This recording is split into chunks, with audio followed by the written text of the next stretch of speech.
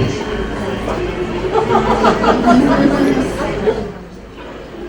pierced mine when I was 14. Yeah, my sister was 12. They don't have their own, so building a career with the mark of salvation right on your face. A warm good afternoon to one and all. I welcome you all to the third session, that is the role of fashion in women empowerment at WEF 2016. Without wasting more time, I would request the panelists to start the session as the co-speaker, as the lead speaker is absent. We shall continue with the panel discussion till 30 to 35 minutes, and then we'll be going for the award session. So I would request Karin ma'am to start the session. So, the conversation today is about fashion and how it is a critical part in empowering women. And I just was able to have a little conversation with Karen and a brew outside for a few minutes before we stepped into this room. And what's interesting is that they're coming to the conversation about women and empowerment from two very different sides of the coin. So I'm actually going to start with you, Karen, because you, in my mind's eye, you have a lot of the Western sort of concepts when it comes to empowering women. When you're thinking about sartorial considerations, right? You're really thinking about women dressing for where they want to be, how they are perceived to be, and where they're going. So where would you say women are being tripped up the most? I'm finding one big part of it is with so much attention from media. And women are getting confused a lot with what is fashion and what is style. And thinking that it's all about the fashion. That's generally when women come to me. I'm an image consultant. And what I do is teach them that it's really about personal style. It's bringing your message that's on the inside to the outside, because how you look is judged by others. We're all human. In that 7 to 30 seconds, we form 32 judgments and opinions about people. And it's what's inside, your personality. It's honoring who you are. You're dressing to honor you, not dressing to follow the current fashion fads. So to interrupt, blush is now a big color this season, but not necessarily everyone is cut out to wear not color blush. So you're saying even though that may be the trend-setting color of the season, that may not necessarily be the color that you should be wearing. No. So it's all about, in my case, dressing to honor who you are. And I think that would apply around the world. It's dressing to honor your coloring, your height, your body type, and then your personality style. How do you want to be perceived? What is that message you want to send out to the world? And then combining all of that together adds up to confidence and self-esteem, which helps a woman, or anyone actually, to then step into their goals. So I'm from New York, and you know that everyone in New York is clad in black all the time. That's the power color. But when we were talking earlier outside, you were mentioning that black is something that we can actually hide behind. It's not necessarily empowering, it's actually a little disempowering. It is. Black really is hiding. And I've loved my time here. I've been in India for the week, and it's color, color, color everywhere. And again, another misconception that we are bombarded through media and the fashion industry is black. Black goes with everything. Do you know that black actually will deplete your energy? So sometimes in the afternoon, about 2 o'clock, and our energy's starting to fall, you might think, oh, I need something to eat, or I'm tired. Maybe you're dressed all in black and it's pulling the energy out of you. I actually muscle test people on that. So if you are wearing colors that do not enhance your skin undertone, which is cool or warm, if you are wearing, let's say for you, and you were wearing, you look like you're probably cool, and I dressed you in a lot of golds and mustards, I could muscle test you and push your arm down with 2 fingers, and there's nothing you could do. So you really have to look at the energy of it. And that is what I find empowering about fashion. It's really, empowering women to step into who they are, where they want to be. Mad Men is one of my favorite shows because it not only tracks women and their entry into the workforce, but I find that the clothing really mirrors where women were when they were secretaries, when they started to be bosses, when they started to be the bosses' bosses. It's an interesting sartorial study. Oh, that was a lot of fun to watch because I grew up in that area that time. And yes, you can see how they were really not given much credence about anything. And wearing the dresses and the body, just the shape of the body and everything. I like to look at where we've come, let's say, starting with around the 20s, right? And how fashion has shown how it's been more liberating for women. So if you look at women being so covered in the United States especially, and then in the 20s we had the flappers coming in, and that was more fun in the short skirts and making a statement.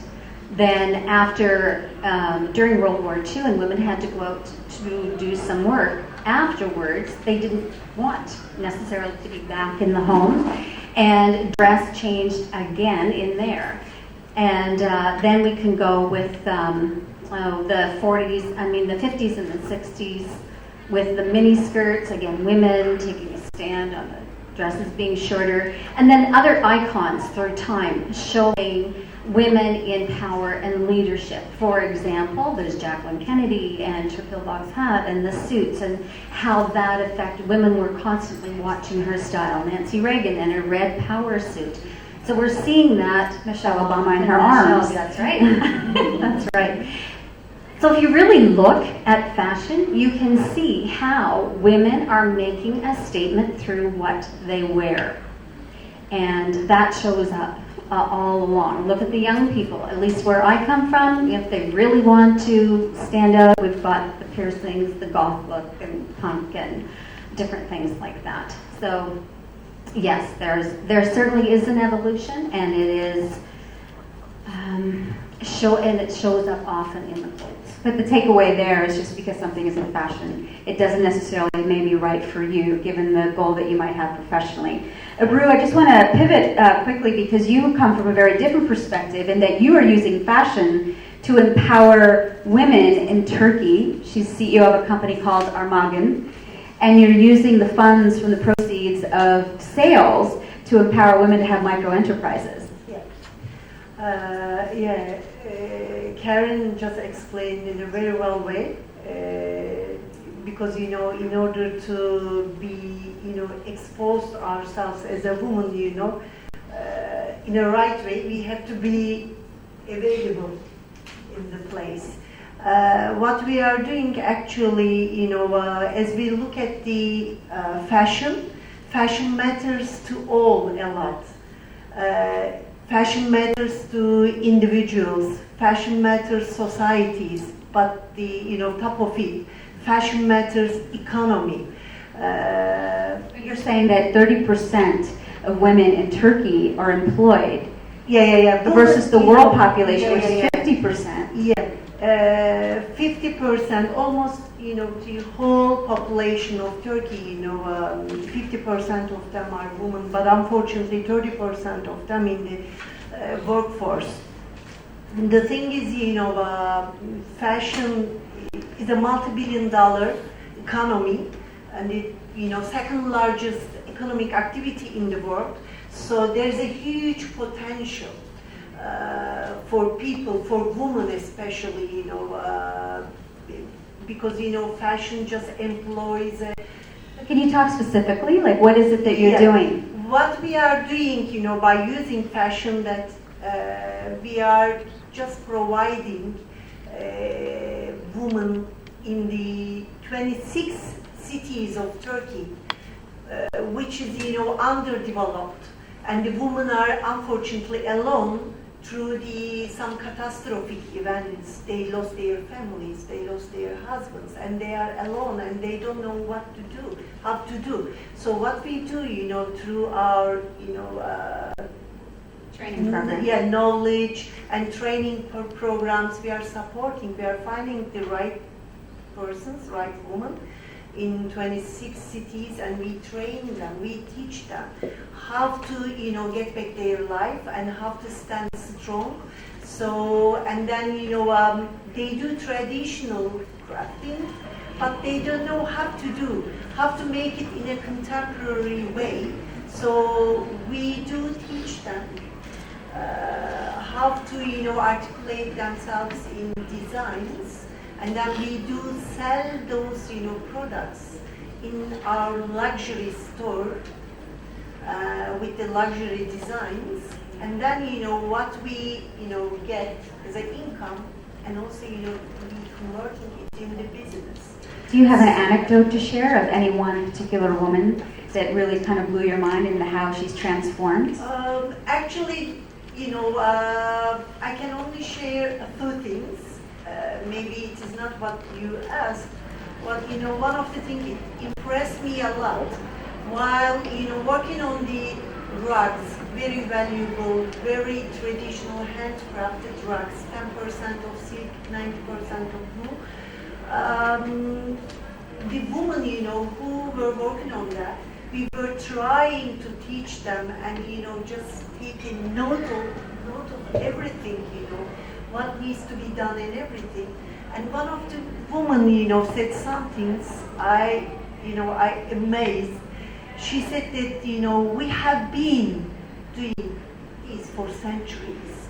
And how we find designs, how we memorize designs, we just, by looking at the skies. Everything is on the skies. And, this is, I really like it most because they do everything by heart.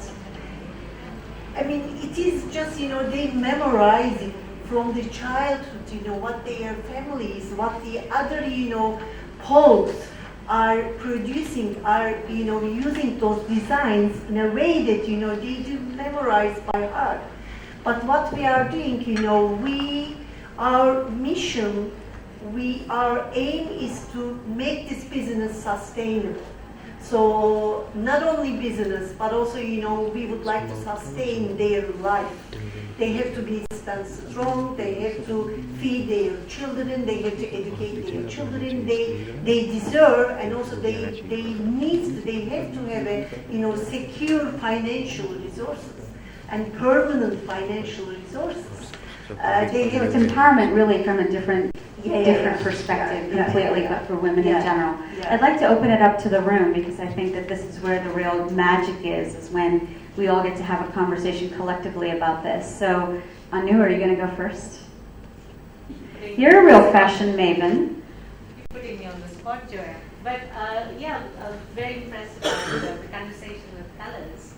And so I have a very special relationship with fashion because growing up as a child, I was always very overweight. So the fashionable person I was in my head could never coincide with the person I was on the outside. So I always wore black, so I hid behind it. And I was ashamed of being who I was. And until a few years ago when I lost about over 40 kilos. And so now I'm getting to a point where I'm balancing the woman in my head with the woman I look like. And yes, it's a matter of great confidence, and it has turned my life totally around.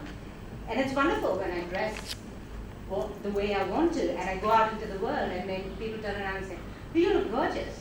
And so, it started out being very difficult to accept those compliments because the head doesn't catch up quickly. And Karen, you were talking about this when we were outside, about how we tend to hide, especially as we get older into our 40s and 50s, behind very loose clothing.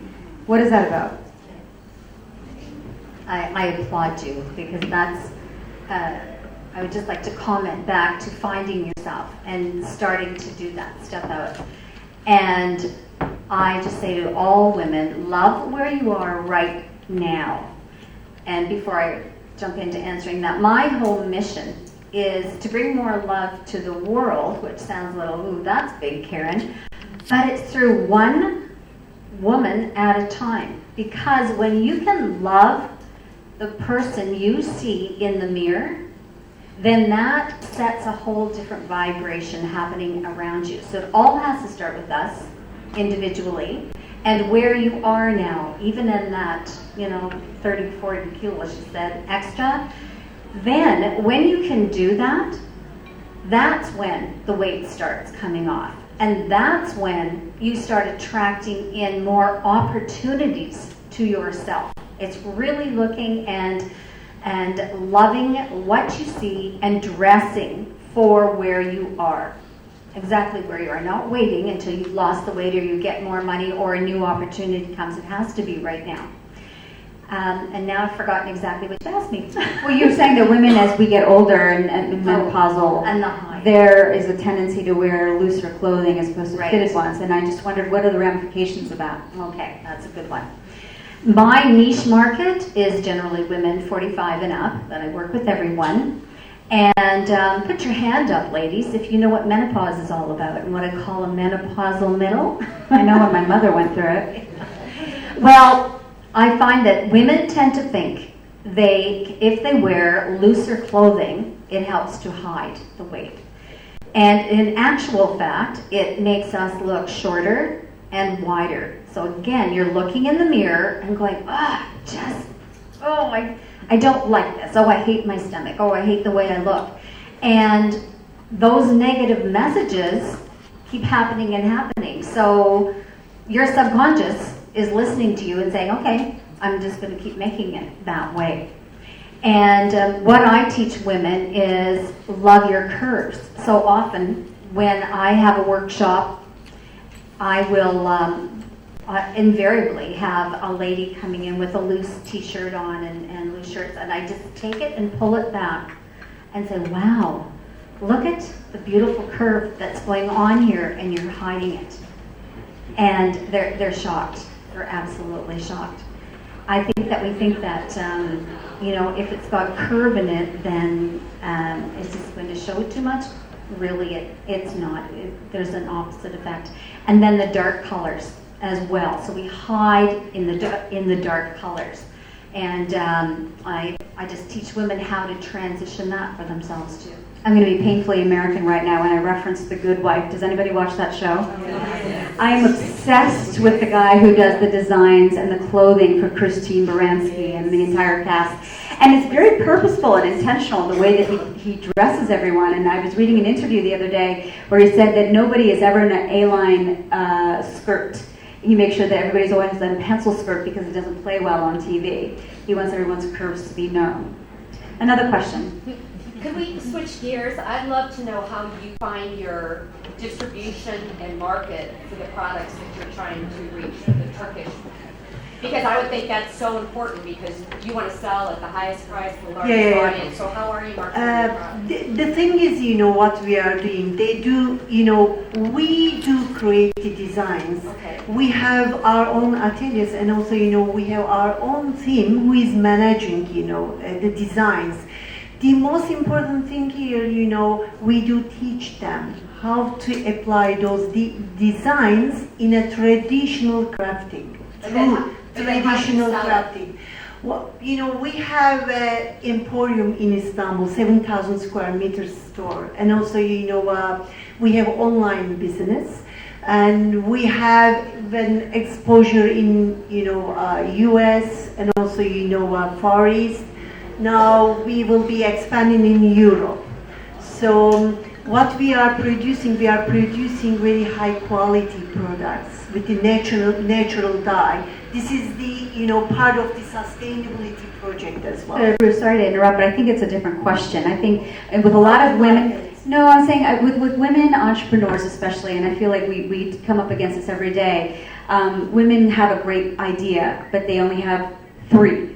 And all of a sudden, HSN or a big company comes calling and they have to produce 50,000 units and they don't have the ability to scale up. Yeah. So I think the question is more about scaling up and being able to distribute. More, not even scaling up as much as you're trying to reach these other countries. How are you doing that? You're doing .com just because you don't want to keep your audience limited, right? You want to get No, the no, most no. money, the Yeah, most yeah, yeah, exposure. yeah, So I yeah. wondered if you were trying to do an Etsy style thing to reach a more European audience, or how, and then how you were distributing that product. Because mean- that's when your thing is going to be, it's going to explode. 'Cause you're Yeah, not yeah. selling it This in one is- location. Yeah, You're- I got your question. Yeah, This is, what I am trying to answer.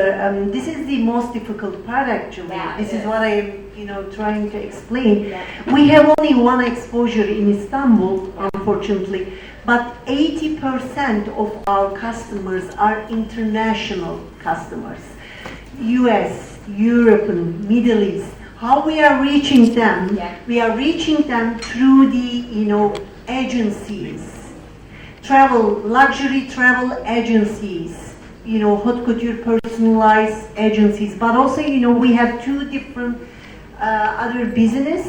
The one is, we own art and design gallery, and also, we have hospitality business, tourism.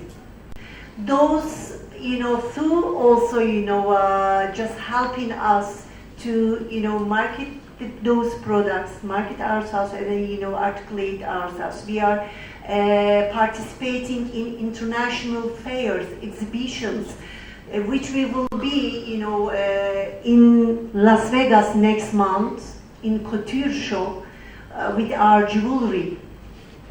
So those are the things, how we are marketing. What percentage actually comes back to the women?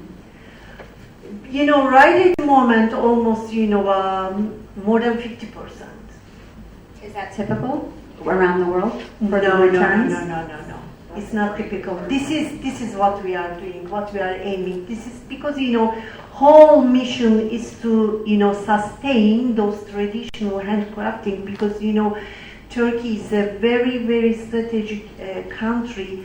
It used to be the host of 5 different continents. So it doesn't mean that the whole, Turkish handcrafting, it is not. It is the whole mix of 5 different continents, and which are almost non-exist right at the moment. Let's take maybe 2 more questions and then we'll close it here. Zahra? I wanted to piggyback on Karen. So I'm a physical therapist and a fashion designer, and the reason I started the fashion label is, despite being a fashion designer and being a physical therapist and being in great shape, I have 3 kids, and your body naturally changes. Whether it's for better or worse, there's some explanation that it naturally changes. And I felt that, like you said, women are hiding behind loose clothes and darker colors after having kids or after gaining weight, whatever life changes after menopause. And I didn't feel that was appropriate. I felt that we should embrace that. And so when I started my fashion line, mainly with that in mind, to help women highlight areas that they are still proud to show, but at the same time, maybe camouflage. I wouldn't say hide, but I would say camouflage areas that's a sore spot. Right, like a ruche top. Yeah, exactly. And so I think that I resonate with your thoughts completely, that going in a direction that will make you still feel beautiful and comfortable and sexy and vibrant, but still at the same time accepting your body changes is probably something that is huge for me, which is why I started. Well, we need more designers like you. When I started in my image consulting business well over 10 years ago, closer to 20, all I could find was square clothing. And for myself, and when I had just turned 50, I didn't like who I saw in the mirror. I had started to menopause and I gained weight. I'm 5'0", 20 pounds heavier on that. Let my hair go gray. And then I took a year off from my teaching and took my image training and realized I was wearing, the fashion at the time happened to be square tops, square jackets, and just boxy. Boxy's a really good look. I'm getting some nods here. And I realized I was dressing totally wrong for my body type. I'm not square. I'm curvy. And I was wearing colors that weren't suiting me at all. So no wonder I didn't like who I saw in the mirror. I saw the short and the wide and didn't like it. So when I started wearing clothes that were made for my body type and my colors, that's when I started into my self-love. However, helping my clients find clothing that wasn't square, and ladies who are going into higher sizes, that's really tough, and I find it disheartening. So bravo, like if you're designing clothes, make a lot more with taper and curve in it, and as you said, it is about the camouflage, so the ruching, items with patterns in it, the splice top, the wrap dresses, And a great tailor. and a great tailor, absolutely. As women tend to think they have to be able to buy it off the rack, and that's not it. Again, I come back to make it fit your body, really. So that's wonderful. Good. We'll take one more question. Yes. I really enjoy the way that you approach it in terms of dressing for yourself and to whatever your style is rather than fashion. My mom and I both have very strong senses of style. They're very different, but we both really embrace them, and it's just sort of something I grew up with. And she's also a very, very petite person, and I had sort of, even though I've never had troubles in particular, it's just sort of the model that you follow. But do you struggle with teaching people not to dress for others? I think especially in a professional setting, when you're a woman and you are trying to sort of convey something at work, when you start externalizing it so much, you really just are grasping at straws, I think, when you start trying to guess at what is going to make him think I'm competent. So what's the question? Do you have to struggle with clients to sort of push back against that and turn it around on themselves, or do people come to you already at that point? I'm going to answer in how I think that you're going. So, say you're in a corporate type of environment, right? And you have to dress a certain way. I teach personality styles. So you said you have your own style. We have a personality style that goes along with a personality. So if you get someone who is very natural personality style, comfort is everything to that person. They they can't wear high heels and they can't wait to get home and just get into something comfortable. However, maybe a suit is required. That's when you bring in parts of your personality. So it might be a color of top, a style for a natural type of woman, then jewelry, that would be a stone, something like that. That's how is that where you were going, like how you can? I wasn't sorry, specific to Sure. what you do. It's more when you are working with your clients, do you struggle, you have to teach them sort of to think about it differently? Oh, absolutely. Absolutely. When I sit one-to-one with a client, every single time I get, oh, this is way deeper than I thought it would be. Oh, you are making me think. I'm making you think. My whole purpose is to have you dress with intention, and add tension. It isn't just grabbing anything. Absolutely. And something else I do, I'm sure there are others around in the U.S., and I know that for sure, but in Canada, I'm the only fashion feng shui facilitator. So I also bring in the elements. Well, feng shui, placement with the 5 elements, I do that as well, but with clothing. So we find out what your essence is, which is part of your personality, and then we look at your intention. What do you want to bring into your life? So, for example, if I want to be seen more, then I need to wear more fire, which is red or triangle shapes or animal print, different things like that.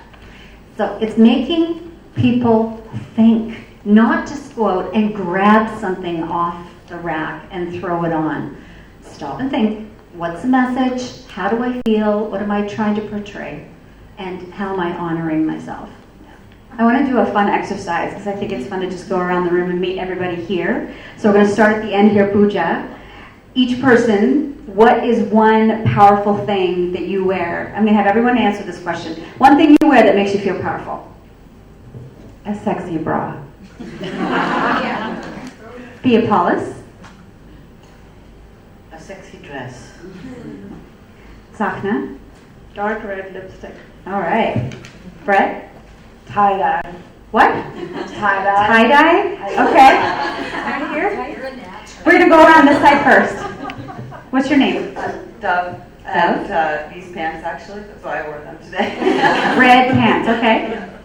My name's Laska. What was the question? What makes What do you wear that makes you feel powerful? Right, so anything red, I would say. Anything red. Who's the lady next to you? An iconic sari. Wait, what's your name first? Rajini. Rajni, and an iconic sari. What does that mean? Well, I did my PhD at NYU. I taught at Rutgers and Trenton. I went to art school, and I started a place called Jalini, the sari studio, where I work with weavers, and I did it all in a sari. Sonia Gandhi did it in a sari. She appropriated the whole country, and so did Indira Gandhi, and so did the banking brigade like Chandra Kochar and others. Got it. So Thank you. I am an iconic. I feel powerful. I make a statement about my identity, who I am. I think the sari does it for me. Wonderful. Thank you. What's your name? Urmila. Urmila, and what do you wear that makes you feel powerful? It's the way, anything that I feel comfortable. I feel powerful. Okay. What's your name? Karina, and I like wearing jewelry. Jewelry? Any kind of jewelry or big jewelry? Big jewelry. Anything Big but jewelry. diamonds. I'm a weird woman. I'm the only one that doesn't like diamonds. So any stone with color. Well, I think big diamonds cost you a lot of money too. Well, they have diamonds, but I find them colorless. But stones. Got it. Hi, I'm Ritu Arora, and I like to wear colorful clothes. Colorful clothes make you feel powerful. Yeah. Okay. My name is Malia, and I love diamonds, so if anyone would ever like to give me some, that would be fine. And I think the more color, the better, so. Got it. So color is a recurring theme. Yes. I can't see you. Yeah, hi, my name is Nivian. I like to wear nice high heels. Nice high heels. That's my go-to as well. Next to you? My name is Deborah, and I like colors, especially the red one. Red colors. Got it. Who's behind you there? I think we've got a rogue man back there. Sir, what do you wear that makes you feel powerful? I don't know. My name is Bala. I look at other people who wear very beautiful clothes. No, but I don't care about other people. I want to know what you wear to make you feel powerful. I don't think about it. Okay. I'm just a professor. All right. Manu, what do you wear to look powerful? Hi, I'm Madhu, second rogue person in the room. No, man, rogue man. Yeah, I was trying to be gender neutral. So for me, it's accessories.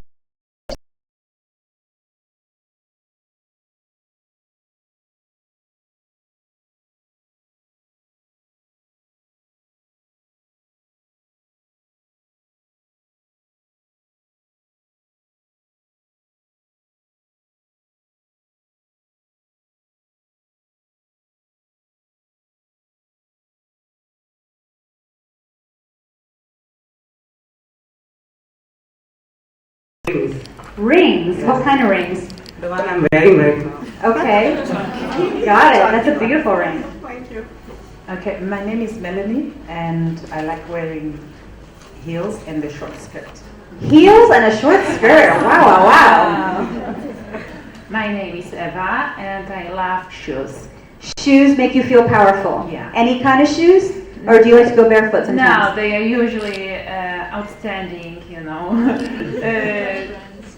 more expensive, and the ones that everybody looks at. Miss Carrie Bradshaw. I just love. Yeah, it's Okay. my weakness, really. I think there are a lot of women who can concur with that. Next. Hi, I'm Yogita.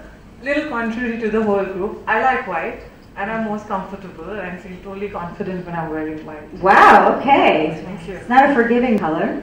Hello, this is Shobha Singh here, and I think I'll go with her. I also love to wear saris. A red sari would do for me. Wow, that's a statement. I can't wrap so I Hello. should save myself. I am Ksenia. I come from Cyprus and I'm an engineer. So I feel very comfortable usually wearing long sleeve skirts with The sleeves a bit up to here. Okay. And trousers like this. Okay. But tomorrow or this afternoon I will try the sari. Oh, wow, okay. Let us know how that works out. Hello, I'm Maureen, originally from Canada. And being a crazy Canadian that couldn't play ice hockey, ended up being a classical Indian dancer.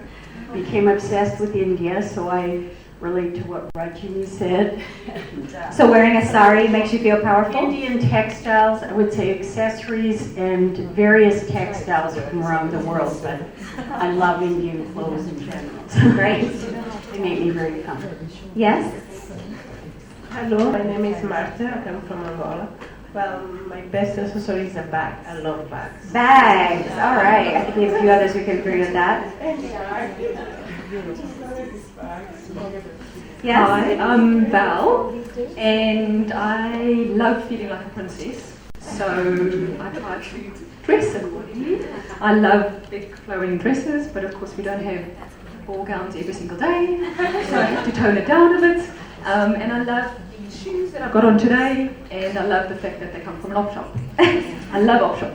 Got it. Anu. Hi, I'm Anu. My power dressing is to dress according to colors, and I'm sure Kelly will agree with me that each day has a color energy. And so we were just having this conversation this morning, so I dress according to the energy of the day, and that makes me feel really good. Awesome. Very good. Some great feedback here. Yes? Hello, I'm Vasudha, and I love wearing anything red since it's been my favorite color ever since I was young. And I love wearing accessories. Accessories and red. Okay. Hi, I'm Piha, and I'm Vasudha's sister. For me, what works is colorful dresses and high heels. All right. We were admiring your dress earlier. We love it. I'm going to hit you up later for where you got it. Hi, I'm Sharmila. I'm into Ikebana, so I love every beautiful dress, and I love. But what makes you feel powerful? That's my jewelry. I love jewelry. Your jewelry. Yes, I'm very fond of jewelry. Thanks. Yes? Hi, I'm Kamisha. I like what I buy, so I wear it with confidence. Okay. My name is Edwidge. Anything that fits. Anything that fits. Yes, where I feel that it's sitting well on my structure. It makes me feel good. Okay. Hi, my name is Ethel. I'm from Goa. I'm a fashion and lifestyle journalist. I love stilettos and statement accessories. Great.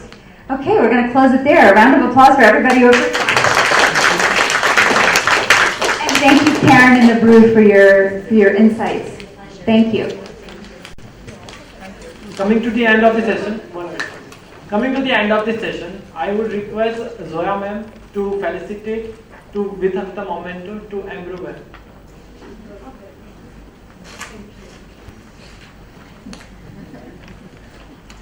Are you taking a picture? Yo.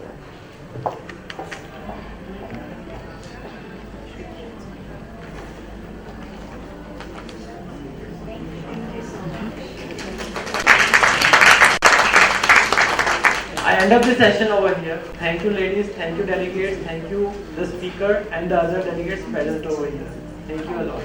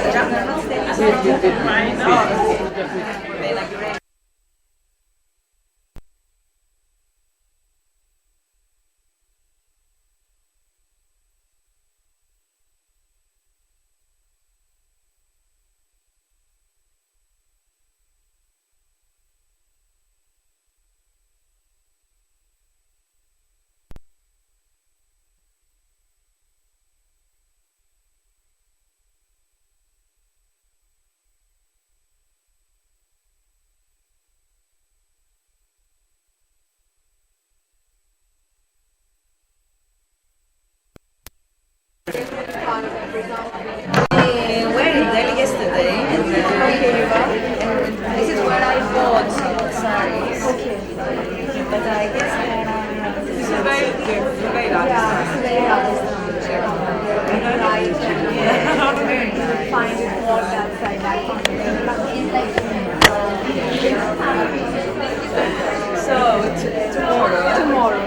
But I will be very brave as of tonight for the inauguration.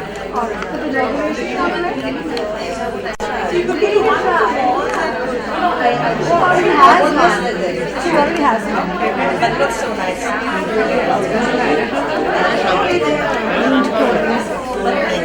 I'll get it. I'm sure we'll see it. You must be on WhatsApp, I'm sure. Absolutely. Okay, nice meeting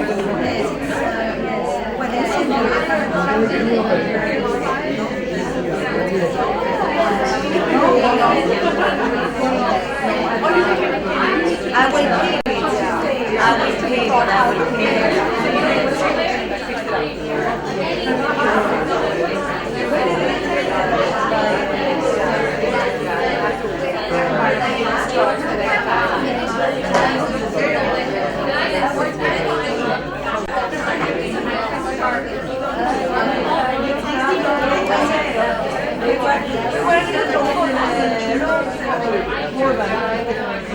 Well, they didn't really do a very good job of posting the runs for anything. So it was on the screen.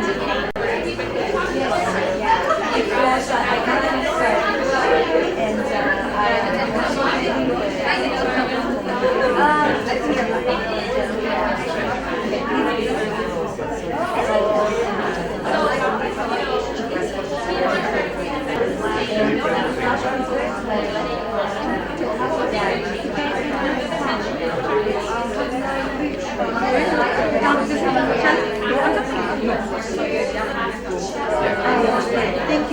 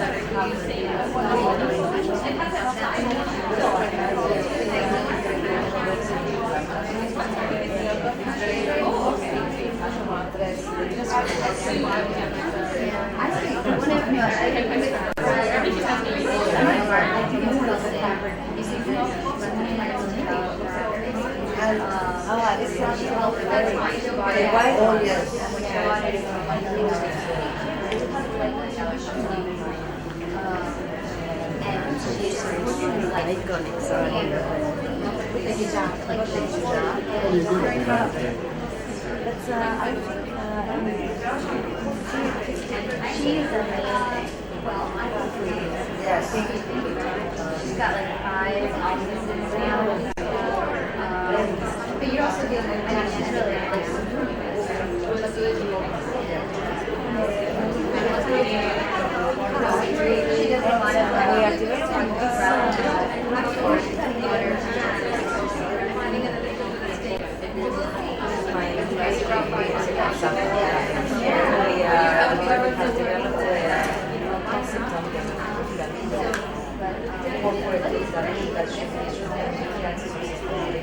I brought in $2 million.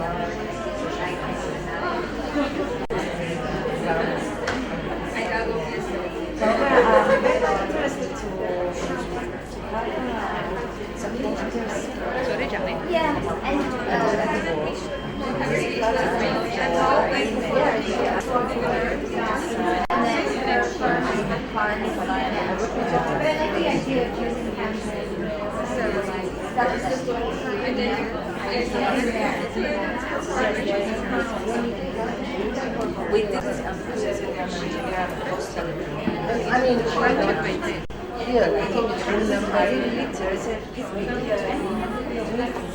So that's wonderful. So fashion, because I have a problem with law and I'm crossing the border, and I'm going to speak with No, I'm just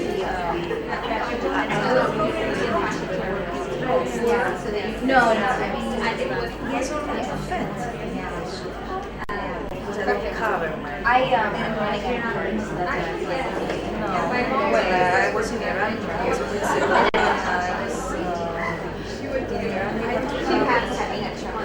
this was very interesting. Excellent. It's great. Because I felt my reference to delayed when I had the child. If you want me to you okay, I will send if you want me Yeah. Fine. Perfect. Thanks.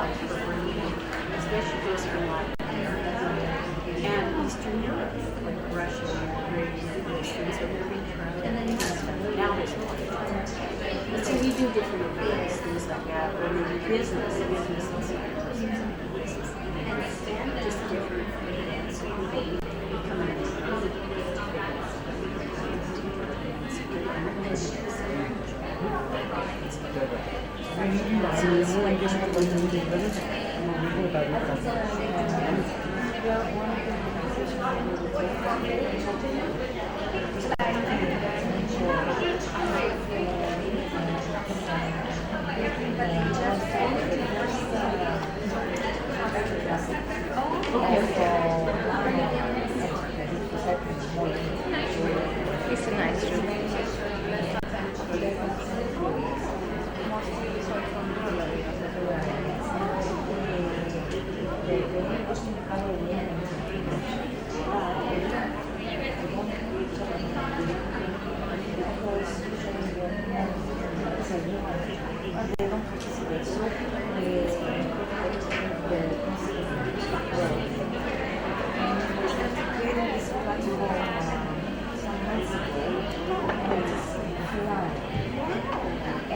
So,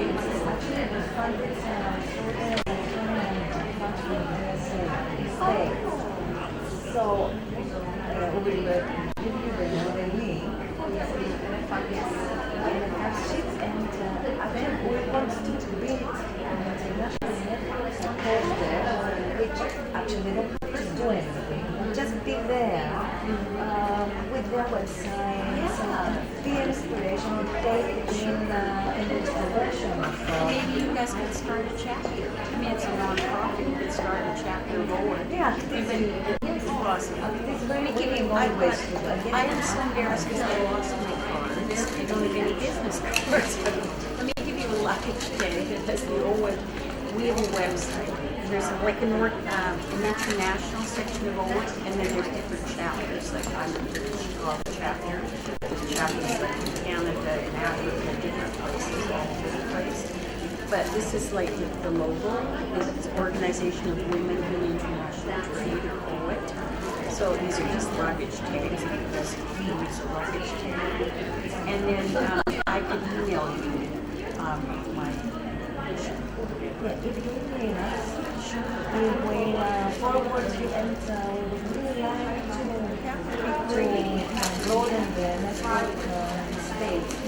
We started actually the network, the national network, 1 week ago. Oh, that's amazing. And we already got 5 supporters from Italy, our network. But we said this we also travel those we had this for months. Oh, that's great. Okay, I'm going to just put like OWIT. I'm going to put Sandra OWIT. Or I'll send you my if you get on this website, yeah, and I'll look at your website. The cluster website.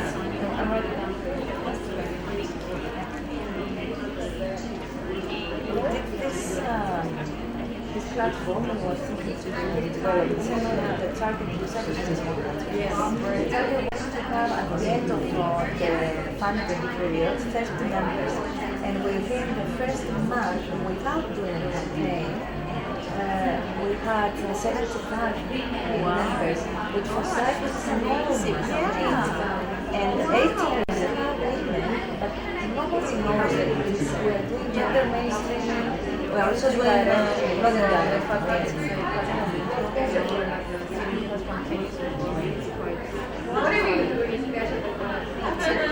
Frost studied in anthropology, so she's promoting synergies among the members. Oh, I was going to say you're speaking such excellent English. My gosh, how are you doing? Well, I studied in England, but after 20 years, my English I've become very perfect. No. And it's I am very embarrassed right? for my English. Oh, what? No, you should be proud of it. And I read your last book. How do you pronounce it?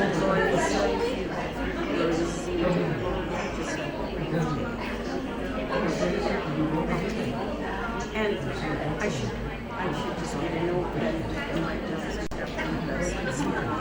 You will be here I'm going to be here till Wednesday. If you send us an email, yeah. Okay, so I'm Maureen, and my email says crosscultural2003 at Yahoo. So if you see something, I mean, my name is crosscultural. But do send. Yeah, okay. Yeah, we have a website. We can look at it. The embassy, where they help them.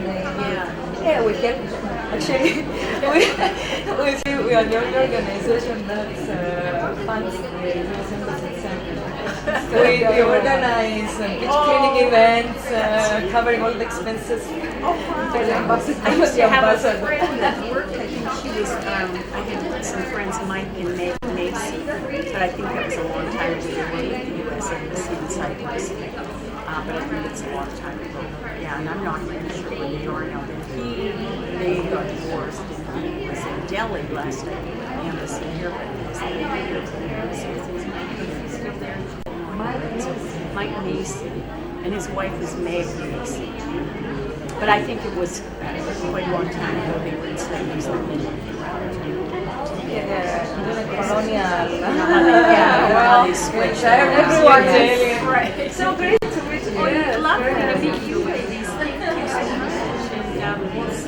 Yes, so let's try to to start networking and then we find Yeah, maybe you guys can start a chapter role. It's just a we nonprofit and are very willing to yeah, and we have a website, like an international website, and you just but if you look up like OWIT.org or Organization of Women in International Trade, and then they have different chapters in different cities and countries, but there's Okay. Let's okay. See you later. Not goodbye, but later. No. Okay.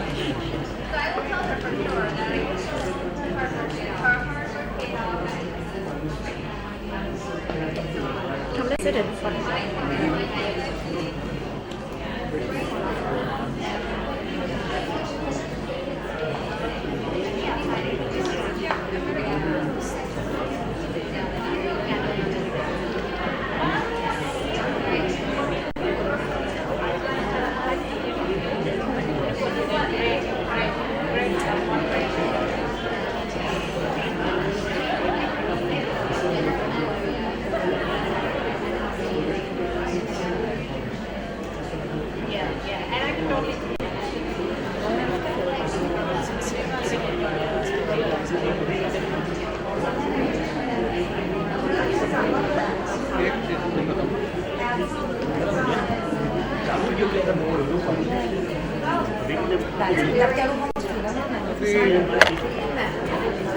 अड़तीस minute की हुई है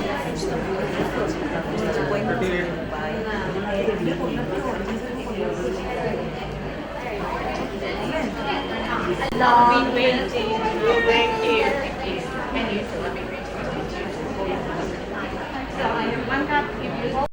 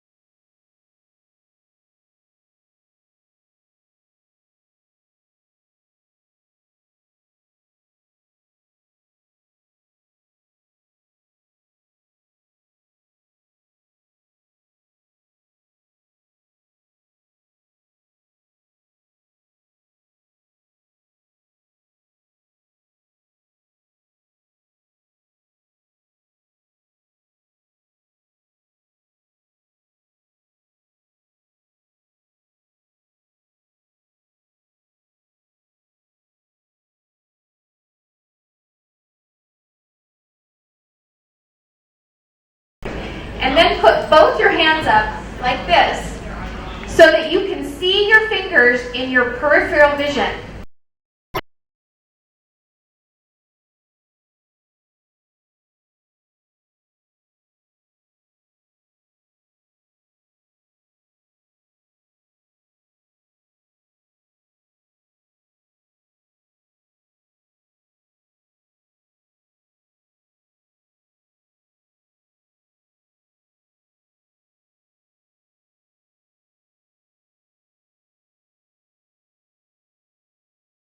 And take, I call them fat breaths. So when you breathe in, let your stomach push out to be as fat as you can, and then breathe back in. Have you done this before? Yes. That works for me so well.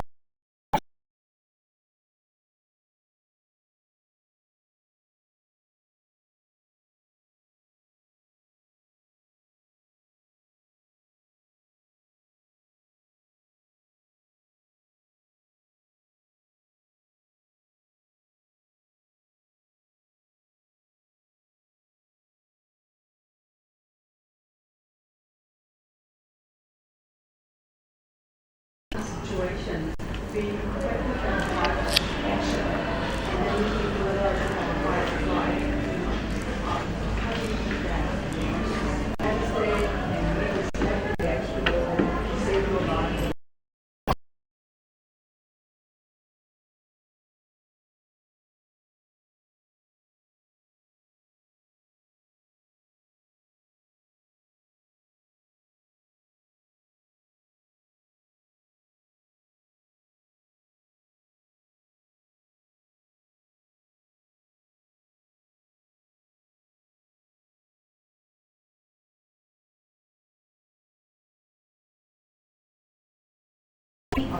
Two pillars, imagination and association. These are the two pillars. You want to improve your memory, imagination, association. Use that when you're trying to remember.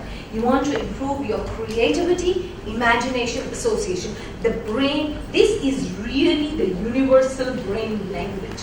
Imagination and association. Anything to do with the brain, at the end of it, rests on these two pillars. So this is how to sum it up in one So sentence. association, like you give the example of Kangaroo Australia, Correct, right? You kind of got correct. this. I'm going to illustrate it a little bit more. Okay, so I'm a teacher in disguise. Okay, I love taking tests because I was a victim of this test taking for so many years of my life. So now I said, come pay back time. Okay, now I have to test everybody who comes. So I'm testing everybody. All right, we all know about planets. Yeah, we do. Okay, how many, can you say them in the order? Sun and da da da da da da. Can you see that? Yeah. Okay, I know, those of you who remember, you probably, I'll hazard a guess, you probably are using some sort of acronym or something to remember it, or some... Or you're strong. Sorry, yeah. Some sort of association to remember those. Otherwise, it's pretty difficult to recall them at will. I mean, it could be anything. It doesn't have to be planets. It could be anything. To recall it at will becomes extremely difficult unless you've used imagination, association, or created an acronym or something to remember it. So let me just show you how imagination, association works. Okay, so that's, okay, no, you're not the sun. There's the sun here, okay? I was going to say hot, angry ball of fire. So that can't be you. You come from love. Okay, so this is, over here. Let's all imagine. We're trying to use our powers of imagination and association. So this part is the sun. Oh, really?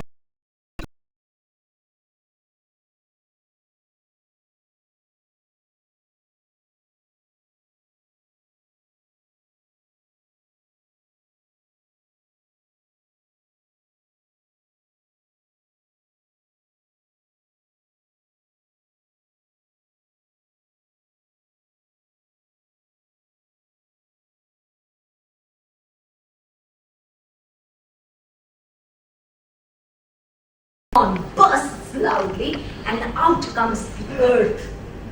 Okay?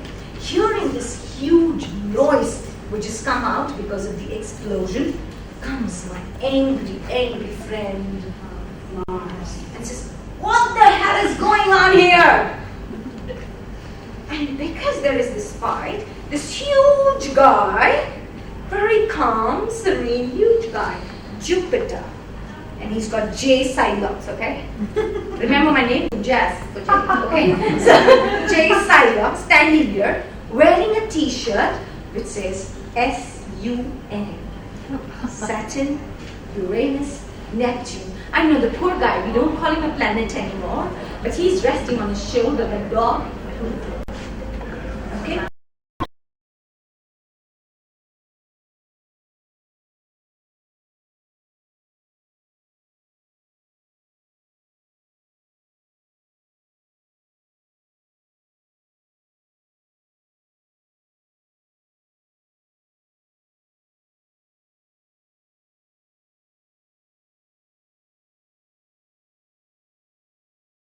That's the biggest thing.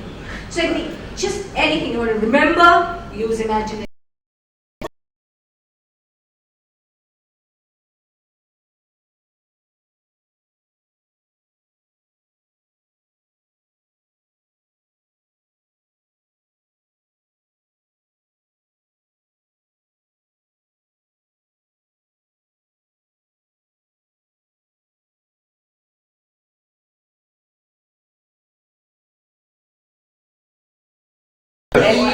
So, and this is much more when I am doing different type of creative. It's not a fun myself. Absolutely. That is a way to antagonize the deficit of correct. It has much impact.